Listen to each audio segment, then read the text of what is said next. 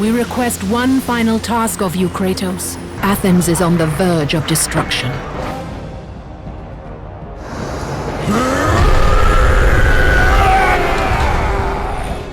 It is the will of Ares my great city fall. I am the Oracle of Athens, here to help you defeat Ares. The gods are pleased with your progress. Find my temple to the east, and I will show you how to murder a god. I offer you the power to freeze your enemies where they stand. God of War, I haven't forgotten you. For what you did that night, this city will be your grave.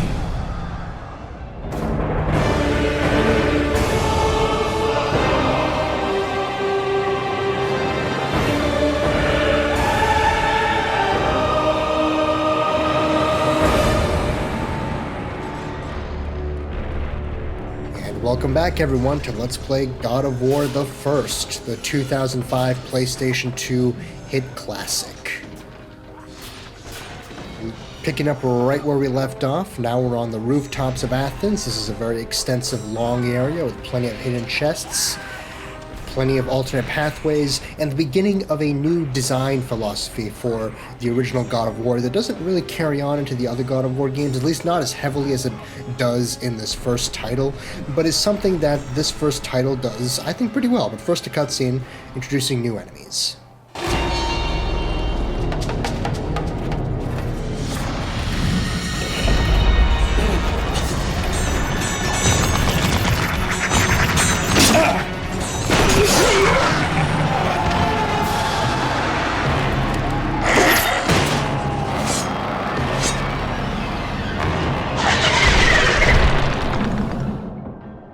Okay, so now we have these wraiths, shades, these evil creatures spawned from Hades. They're all spawned from Hades. All these enemies are technically spawned from Hades, but these ones are especially grotesque and evil.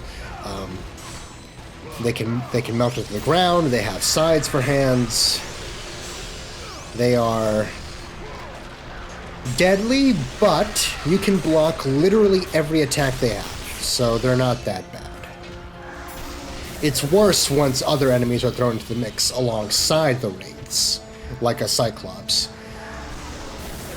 But if you can prioritize taking out other enemies before the raids, then you're going to be in good hands. Because again, when it comes to raids, you can block everything they do.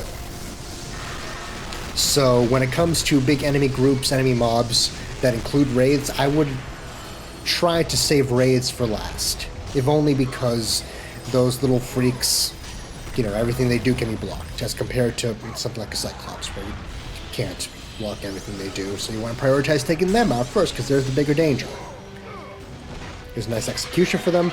Smaller enemies like the raids don't require any QTEs when you kill them. Same with the undead soldiers. There's a couple of hidden chests here that I miss in this playthrough, but you can see in the collectibles guide. Very well hidden in the background there. You're gonna see it. You're gonna see in the video. It's very well hidden. It's very crazy how well hidden they are. Very fun, but again, don't get why the director of this game just can't stand Metroid Dread when he does shit like that. I don't know. You'll see in the collectibles guide where they are. Anyway, in order to actually leave this area, you have to kill the enemies both on the second floor and the first floor.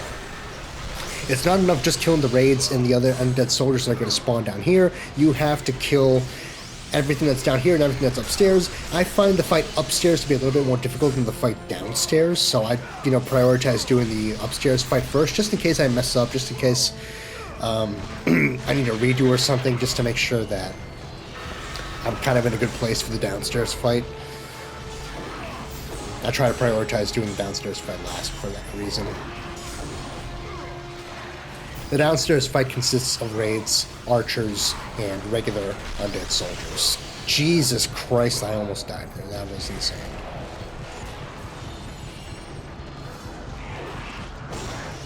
Anyway, this video is going to introduce a new type of exploratory mechanic in the original God of War game. It's something that the other God of War games don't really do. The other God of War games are really very prioritized in being these well-polished linear experiences, and God of War does that for the most part, but there are going to be some sections, like what's coming up, where we're going to get this sort of wide linear design philosophy. We'll see it more in action once we actually get past this fight and get past the next climbing section. But this video is going to introduce God of War 1's wide linear philosophy of gameplay.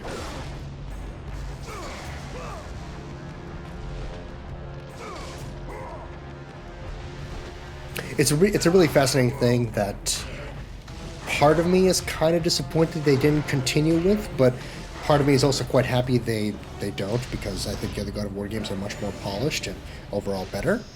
But it's still a very interesting thing that they started here in this original God of War that they decided not to follow through on in future titles. ABE, always be exploring, break shit.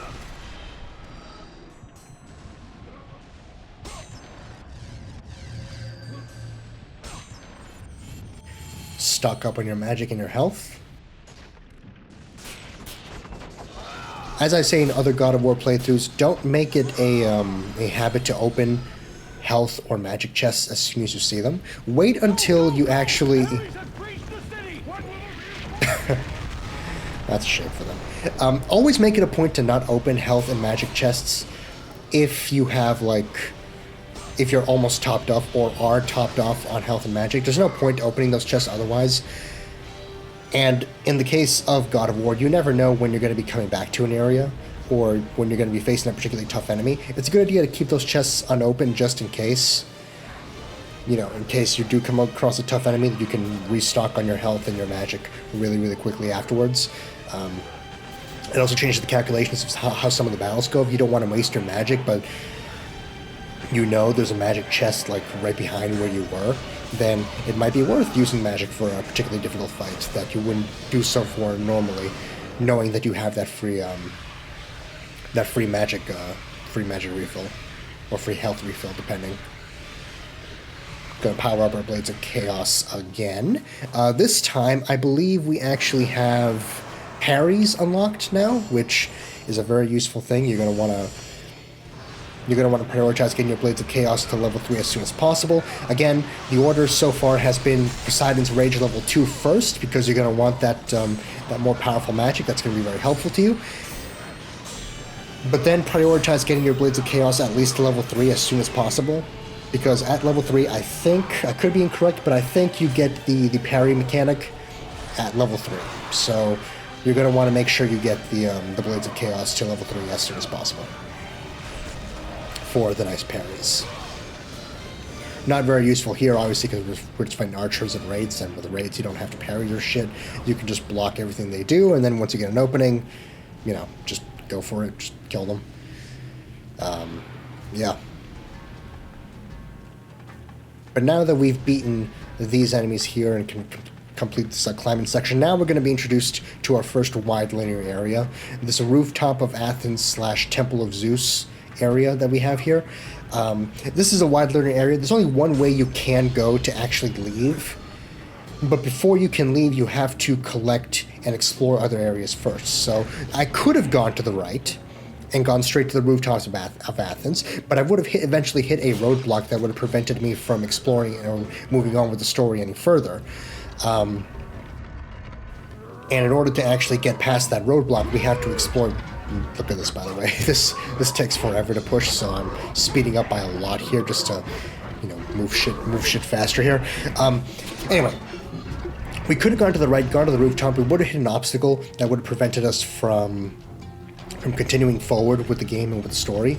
So we have to actually go through here first to collect what we need to collect in order to effectively move on with the game. The game doesn't explicitly tell you that this is where you should go first to get your new power, your new magic power that you're going to need to get past the next obstacle.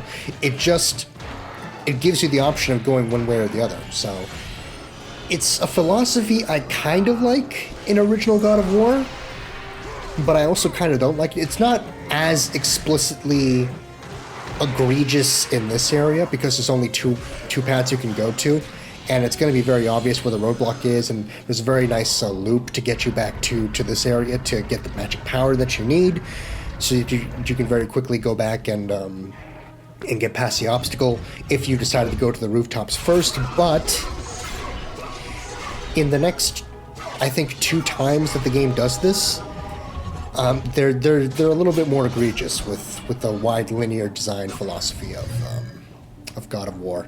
It's not something that comes up often in this game, but it does come up a few times, and when it does, it always feels just a smidge off compared to the rest of the experience. So again, to reiterate, we could have gone to the rooftops first. That is the right way to go to continue the story, but we would have eventually hit an obstacle that requires us to come here first and get our magic power here first before being able to blast through that obstacle and actually moving on with the story proper. So it's recommended, I think, to come here first and get your magic power first before going up to the roofs and doing that whole area.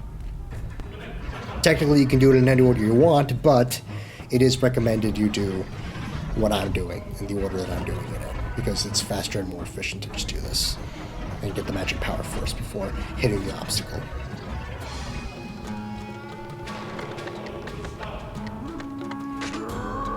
And I mean, all that work of moving the battle stone, finally we can use it to blast through that door.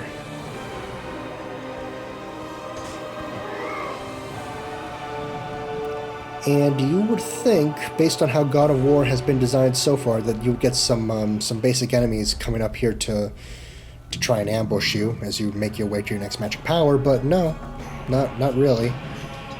This is a nice, benevolent rest area for you to just explore and get some context on Zeus, King of the Gods. We're about to meet the man in a second. Different voice actor from how he's going to be for the rest of the franchise, but here we go. Here's original Zeus. Lord Zeus. Kratos, you grow stronger as your journey continues. But if you are to succeed in your quest, you will need my aid. I offer you the power of the greatest of all the gods, the father of Olympus. I offer you the power of Zeus. Take this weapon, Kratos. Take this power and use it to defeat your enemies.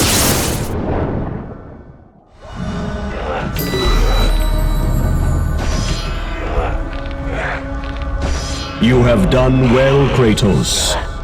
Go with the gods. Go forth in the name of Olympus. Yeah, all of these gods are going to sound and look very different when we finally meet them in the in later games. It felt like that room should have had some enemies to fight, of all the rooms, but there weren't. In this case, you get to practice the lightning bolt of Zeus, Zeus's fury, here in this little bridge area. Killing those enemies at the top of the temple unlocks that little bonus area where you can get some extra chests. Make sure to jump so you can get the red orbs to aggro towards you.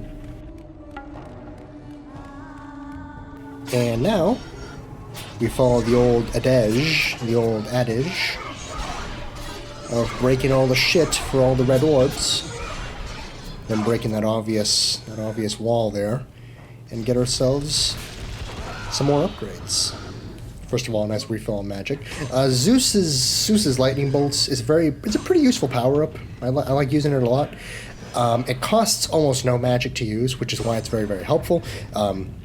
Usually you're going to be in a case where you use Poseidon's Rage or Medusa's Gaze first, but then you're going to be left with like a sliver of magic, and you're going to be like, oh, well, I can't use Poseidon's Rage, I can't use Poseidon's Rage or Medusa's Gaze with the amount of magic I have, but you can always use a Zeus Lightning Bolt. You can always use a Zeus Lightning Bolt, even when you have the tiniest sliver of magic. That's why it's so useful. It also costs very little to upgrade to level 2, so I would recommend upgrading it to level 2 as soon as possible so you can get the charge attack, not just hurling lightning bolts, very small, very quick lightning bolts, but also hurling like charged up bolts, which also costs almost no magic. So Very, very recommended you spend the less than 1,000 red orbs as soon as possible to upgrade Zeus's lightning bolts as soon as possible. Very useful. Again, costs barely any magic to use, so even in the most dire situations where you have almost no magic left, you can always use the powerful Zeus lightning bolt at least once, just for something on the back burner. Once you've wasted all the rest of your magic, as the situation may arise. Anyway, now we're at the rooftops of Athens. I'm speeding up a little bit here because we're not fighting anything that crazy or brand new here, just some harpies and minotaurs. I'm not sure if the harpies are infinitely spawning. I don't think they are. I think eventually they do stop, but eventually I stop fighting them just because there's so damn many of them. But yeah, I mean, we see that no more have spawned, so we can assume that they're not infinitely spawning. There's just a fucking lot of them in the rooftops that they're kind of encouraging you to run and fight at the same time. Don't do that because you don't want to be swarmed by too many things at once. In this case, just take it slow, take it easy. That's not going to be that exciting, but it is going to be the safest path for you in God mode. Taking it slow and steady, fighting the few things that spawn in at any given time, just to keep things manageable for you as you explore and as you continue forward.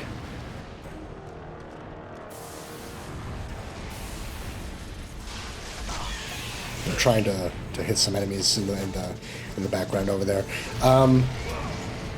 They don't do that much damage, but they do chip away at your health while you're on the rope. And again, God mode, everything does a lot more damage, so...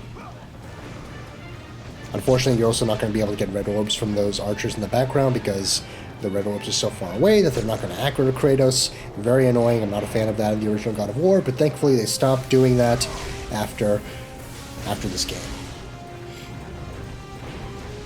Anyway, there's nothing here except for a bunch of red orb chests.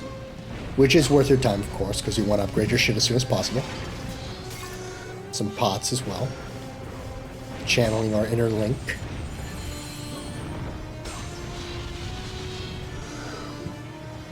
It's a very cool area. Very cool area. It does get into the slowness that I find with original God of War compared to the other titles. Because of the wide linear format of some of these bigger areas, in this case the Rooftop of Athens / Temple of Zeus, because of the wide linearness, it feels a little bit less exciting than what you would get in other God of War games. Again, they haven't fully refined the formula at this point, but you can tell that it's all just a little bit off compared to where it's going to be by the time we get to God of War 2. By the time we get to God of War 2, it's basically all as perfect as it's going to be. I missed a white chest there, by the way. The collectibles guide is going to show you where it is. It's very well hidden. It's very crazy where it actually is. But yeah, the wide linearness kind of... You! I must get across! Release the lever! Extend the bridge! No! I won't let them get me. They won't get across. These monsters, they'll tear me apart! Coward! The wide linearity kind of breaks up the pacing a little bit, kind of makes it a little bit slower than you would want it to be in a God of War game. Again, the first one, so they hadn't fully refined the formula yet. This was the obstacle I was talking about. You wouldn't be able to actually kill that guy to raise the bridge and move on without the lightning bolt of Zeus. So you would come all the way here, doing all of this first, only to find out you can't actually move on and do anything. But thankfully, in this particular section, there is this little loop where you can kick this down and you're back at the very beginning of the Rooftop of Athens, where you can go down to the street level and go to the temple and get the lightning bolt and then just come right back up here really quickly, kill the guy, get the bridge. You get it. It's a nice little loop in this case. It's not always this neat in the other sections where it's like this. It's a little bit more. It's a lot more cruel with making you backtrack and shit when you go the incorrect way first. But in this particular case, it's a nice little loop. Got enough Gorgon's Eyes for our second health upgrade. We also got our first magic upgrade earlier before heading up to the rooftops. That's nice. We're also beginning our second set of Phoenix feathers now. That's very nice. So again, I do like this game a lot. It does feel a little bit off when you play this compared to other God of War games, just because of how unrefined certain design ideas and mechanics are compared to later entries. We're speeding forward here a bit because we just got a big hallway with a whole bunch of wraiths. Not that exciting. We know how to fight raids at this point. We can block everything they do. Just press circle a whole bunch. Hit them when you get the opportunity. And soon enough they're going to be dead. That's very simple, very straightforward. And it's already over. Now we can go ahead and just keep speeding up so we can break all the shit here. We got 2 more white chests, but again, original God of War doesn't fully use white chests the way you expect, so many of the white chests in this game are just going to be regular red orb chests that are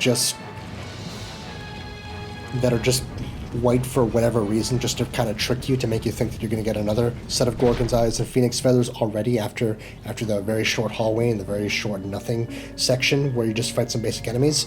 Another cutscene right now.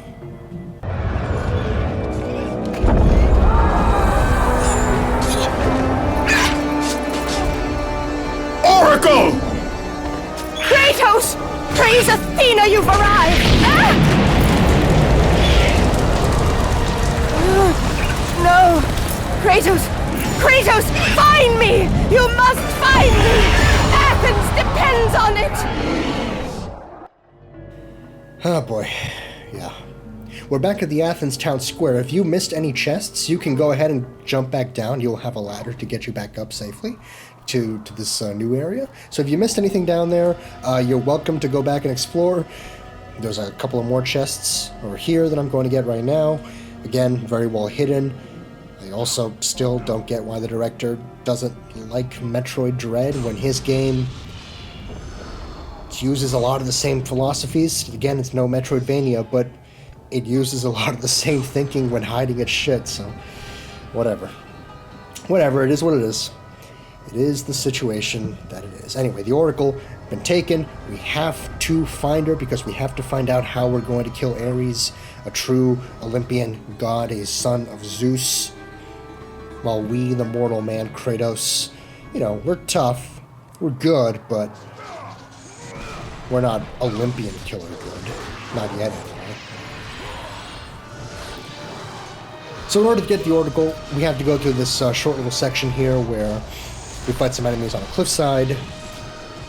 Very straightforward, not much to it. It's just a bunch of armored enemies, so we're going to go ahead and use the same philosophies we've been using since the beginning when we got to the gates of Athens, where we're going to go ahead and launch enemies up into the sky if it's safe. We can also parry back. We can also parry enemy attacks if we have opportunities. It's safer to do the launching thing and keep them at a distance than to allow them to attack you, but you have options now. There was the parry right there, by the way. It's a pretty good parry. It's not amazing. It's not the best parry in the entire franchise or anything like that, but it's effective. It gets the job done. The enemy combat is a little bit unpolished with regular soldiers in original God of War 1, so I just find it better to launch enemies up in the air, keep them at a distance, and mash and circle when they're up in the sky. I find that to be the better strategy for enemies as opposed to the parry system. But the parry's there, it works. It's effective, it gets the job done. We've now reached the Temple of the Oracle. It's time to, it's time to rescue the Oracle, find out how to kill a god. Kratos! Kratos! Help me!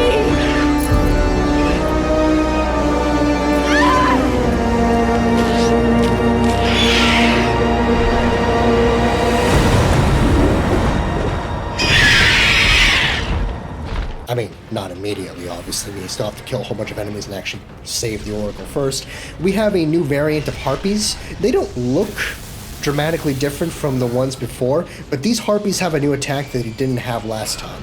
They can dive bomb Kratos now. They can launch themselves up into the sky. You'll get like a little fire circle that appears on the ground that indicates where they're going to dive bomb, and it's up to Kratos to. You can't block it. It's up to Kratos to actually just dodge roll and get the hell away from that. Very annoying. I don't like the harpies that dive bomb compared to the harpies that don't. Obviously, attacks where enemies are off screen are not great comparatively. I mean, it's very annoying. And the second phase of this fight includes Gorgons, so I would recommend you kill them in the QTE method. That way you can get some magic. That way you can do more damage to all the harpies around you and to the additional Gorgons that appear, so that way you can end this fight quicker. So, which is what I'm doing right now. I also know that you get some additional magic and health chests after this fight, so I wasn't afraid to waste my rage here, my Poseidon's rage here. Well, with that done, we have another cutscene.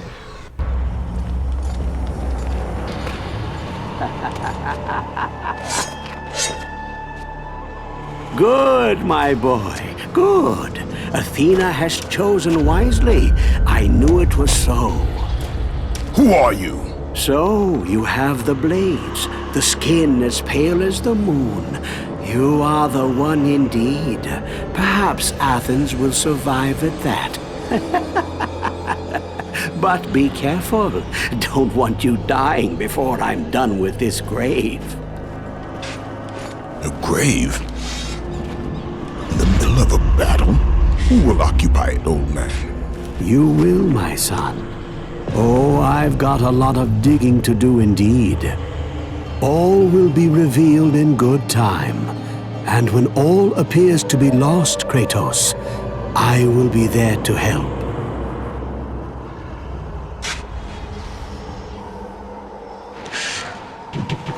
Don't disturb me now, son. I've got my work to do, and you have yours, and precious little time left to do either. Don't forget me, Kratos. We shall meet again when you need my help the most. So that's the Gravedigger. Obviously Zeus, same voice actor. And, Zeus famously likes to shapeshift into other creatures and other beings. In this case, he's taken the form of the Gravedigger. So, that's cool. Yeah, we'll talk about him more and what's going on there later. But for now, we have some chests to open up and an Easter egg to take part in.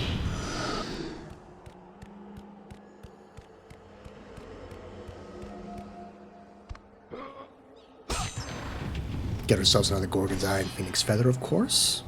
Get some red orbs. And we'll take part in a short but fun little Easter egg, which is going to be broken down on screen for you right now. So basically, there's these little things that you can press R2 on.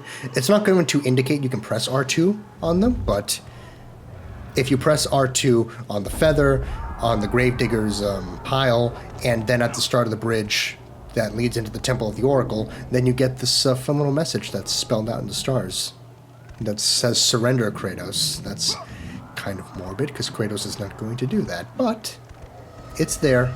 It's a fun little extra you can engage in. Anyway, now we can move on and actually try to rescue the Oracle herself. So let's get into the temple itself and see what we can do to help her out at this point.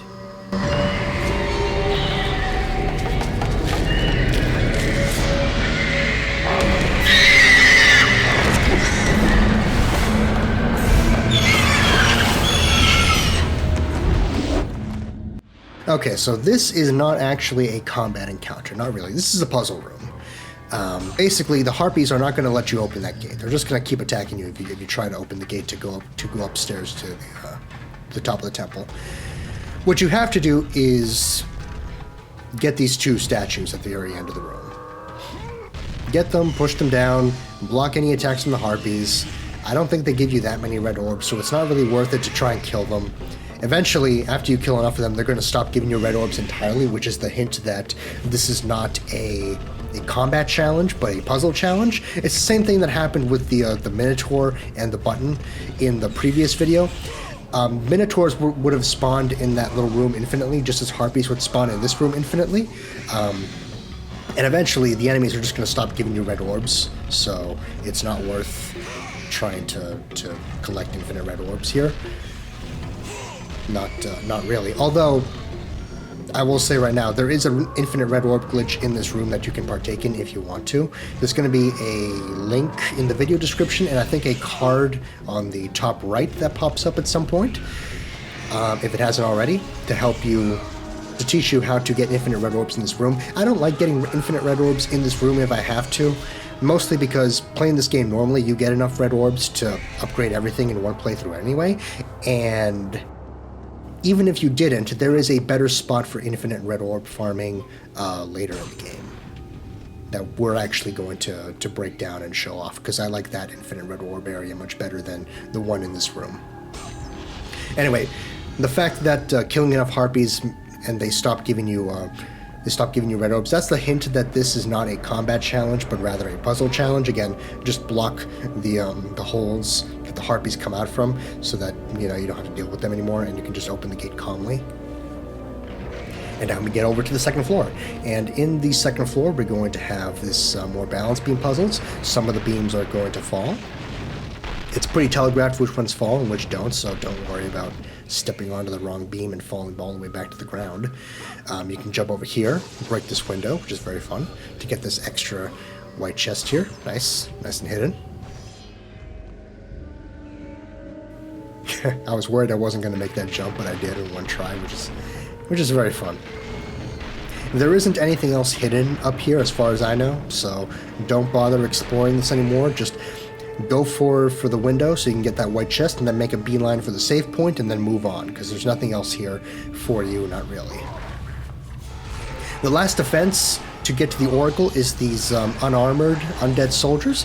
Again, these guys aren't even armored, so they're very easy. These are a GNC variants of the undead soldiers.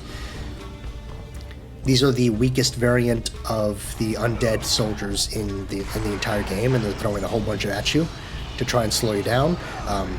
Very dumb. Would have made more sense to have soldiers with armor here, but I get it. We're trying to get through quickly, trying to create the illusion of blasting through a whole bunch of enemies very quick. So we have to artificially make these enemies weaker compared to the ones that we've been fighting so far in Athens. Anyway, because they're on armor, just grab them. Just grab them and throw them. Kills them in 2 seconds. Try not to throw them too far away so that the red orbs aggro to you. And that'll be that. I don't think there's any more enemies, so now it's time to rescue the Oracle. Kratos! Help me! Help! Kratos! Hurry!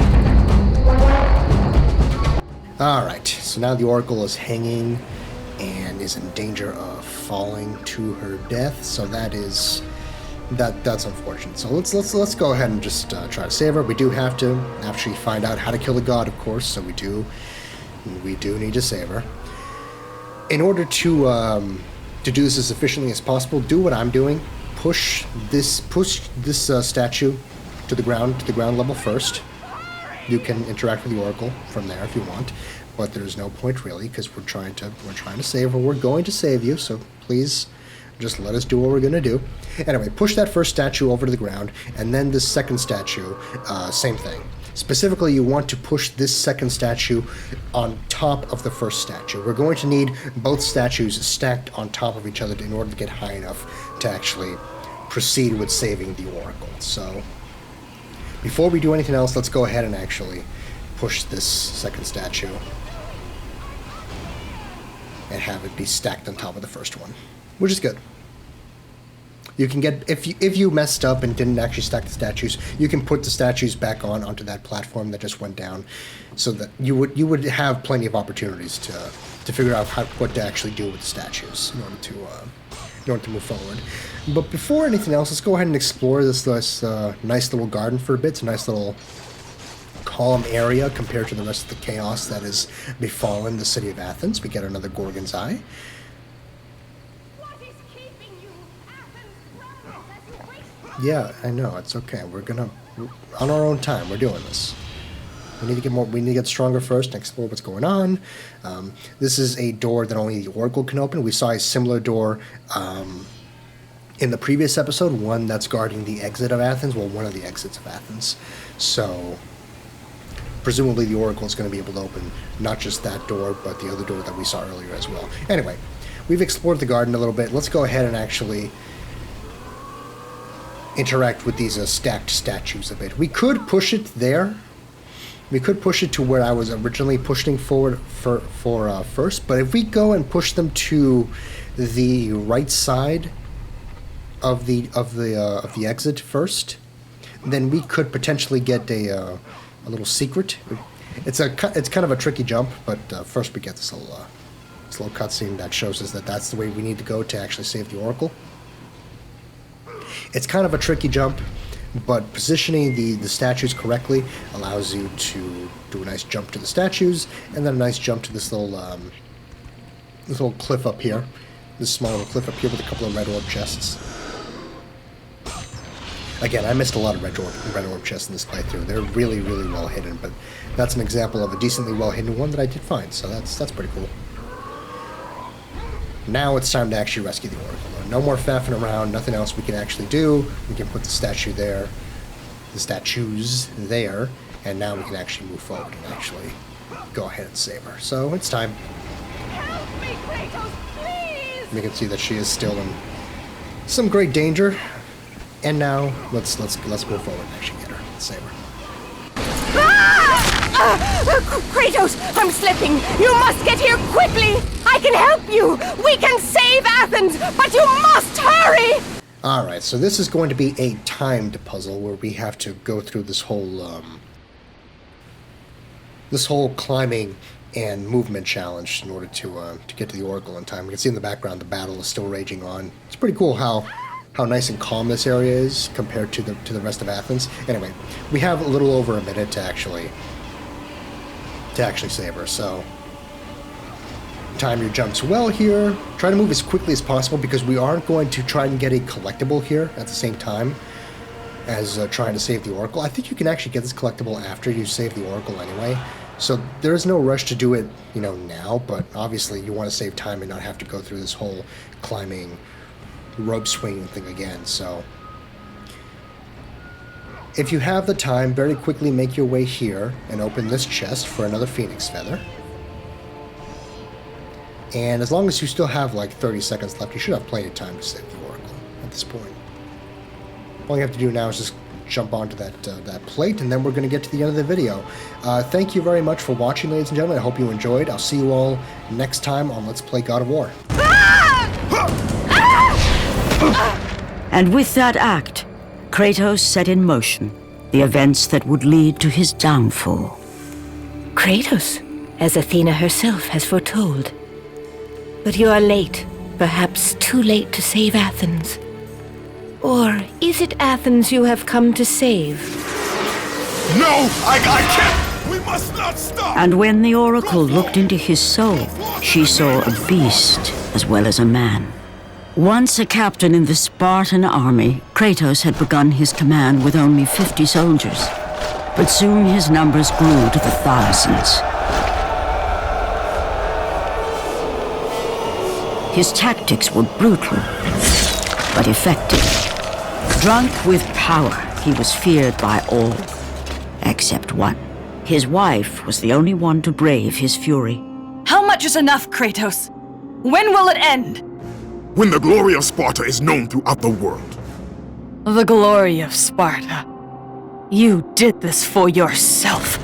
His desire for conquest knew no bounds, but that which he desired would ultimately consume him.